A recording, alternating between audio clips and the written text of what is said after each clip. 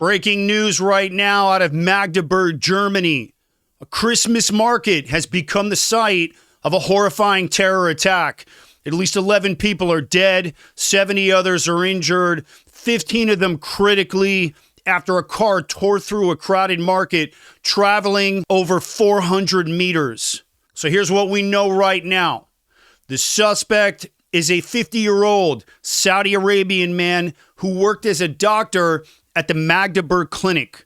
Police believe they found an explosive device in the actual suspect's vehicle. Chancellor Olaf Scholz has warned something terrible is to come. And you know what? He's right. Let me say this. So this attack wasn't random. This was a calculated act of terrorism. And this is what they meant when they chanted Globalize the Intifada for the last 14 months. And tonight, I'm going to show you how this rhetoric is continuously fueling attacks like this across the world, and why platforms like Piers Morgan are legitimizing Jew haters and terrorist sympathizers and creating this danger, and why the U.S. is dangerously close to seeing a similar attack here during the holidays.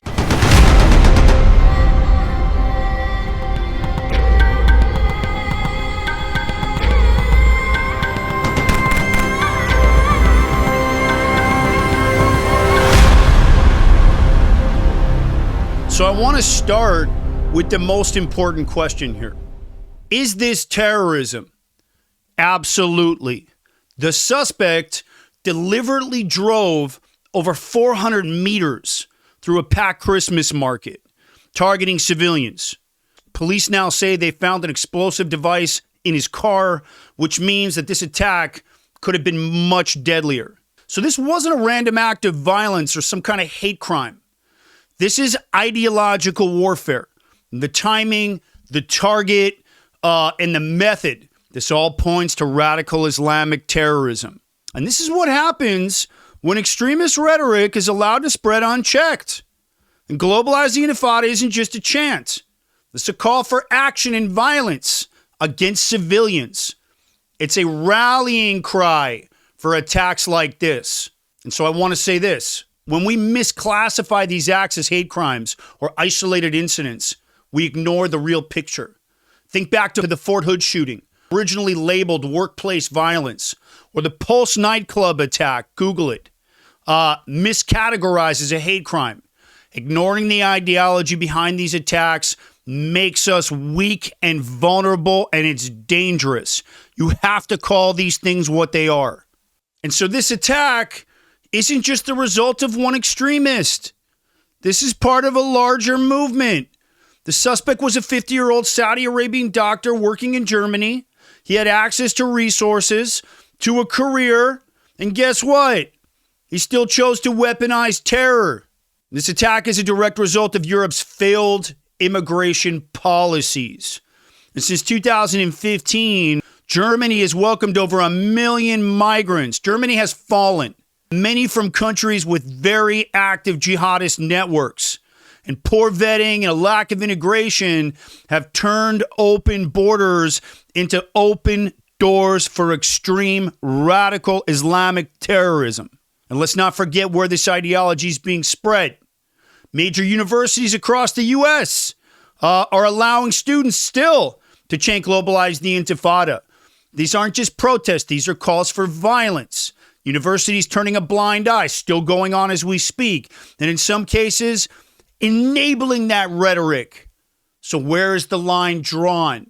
Hey, are you guys a fan of the Aaron Cohen Show? Do me a favor, help support the show by becoming a Season 1 sponsor. Hit the link down in the description and grab yourselves a mini sponsorship package. They start at $25.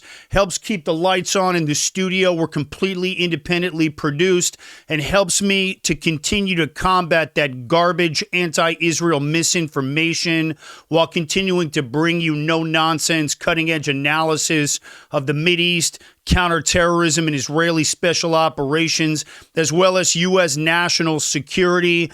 Hit the link down in the description. Help support the show and become a Season 1 sponsor. Join my sponsorship team. Appreciate you guys. Are you guys a fan of Israeli special operations? Were you guys mystified and blown away by that incredible pager operation that we pulled off?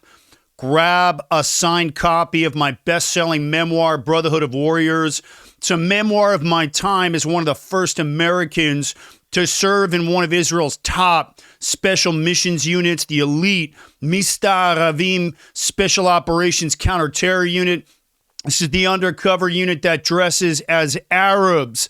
Nachnu nichnasim ki Aravim. We infiltrate undetected, dressed as Arabs to stop terrorism dead in its tracks. Hit the link down in the description and grab yourself a signed copy of my memoir. I've only got a limited number of signed copies. Grab one. It helps support the show. Appreciate you guys. Then there's the media. Like Piers Morgan giving platforms to Jew haters and terrorist sympathizers, legitimizing this garbage rhetoric.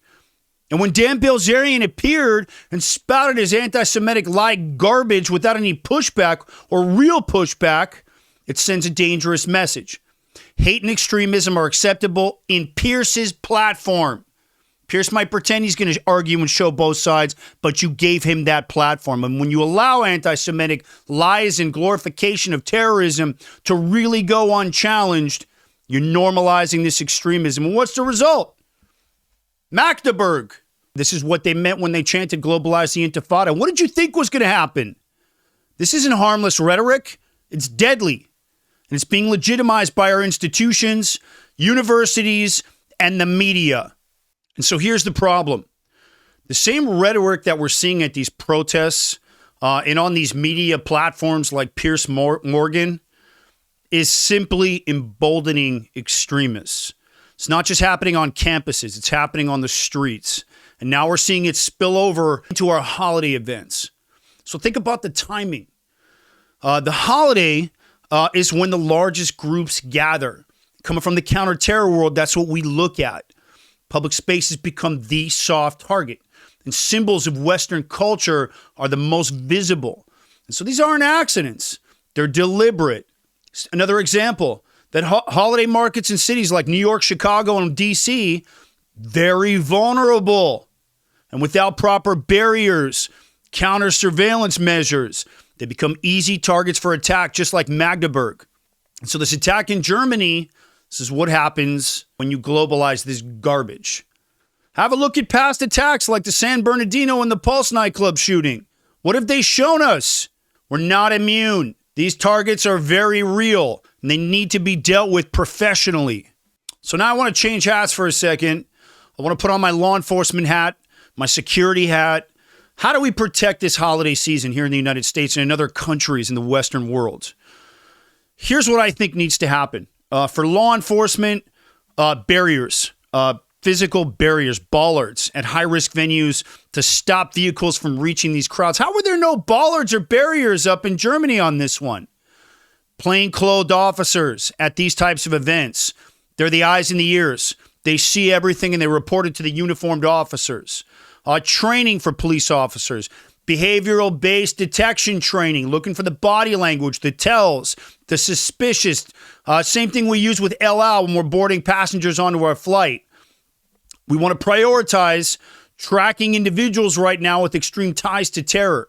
We also want to strengthen that intelligence gathering between all of our partners, Europe, the Middle East, Israel, the United States, get Interpol beefed up.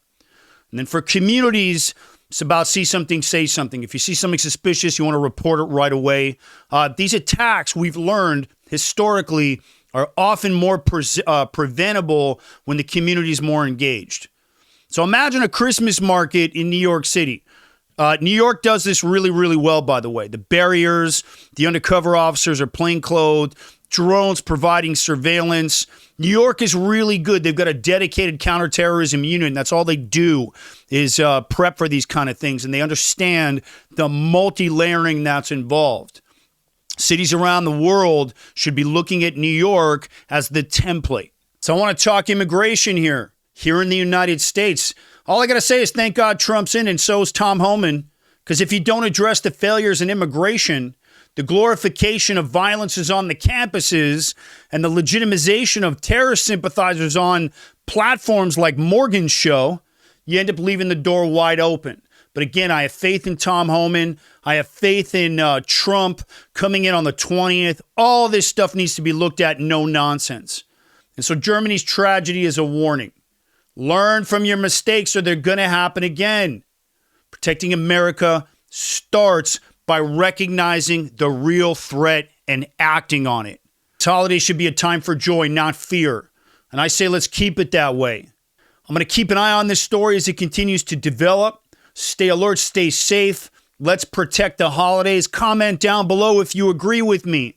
If you've got other security tips that you think could be helpful, drop them in the comments. Share this episode, get the word out. The Aaron Cohen Show is sponsored by the Cherry's Deep Concealment Holster. This is the same holster I trained Keanu on for the John Wick franchise. This thing runs below the waistband. That means it's never going to fall off you, and there's absolutely zero digging into your gut when you're seated. Also, this thing fits all double stacked 9 and 40 Glocks and a ton of other weapons. Also, you can see completely minimal. The clip is also adjustable. You can raise it and lower it as needed. Also, this holster, lightning fast draw with just a little bit of training. Hit the link down in the description. Grab yourself one of these bad boys. It's a bit of a lead time right now due to demand. So pre-order one and finally carry with comfort and proper concealment. I'm Aaron Cohen. You're watching The Aaron Cohen Show, and I will catch you guys soon on the next one.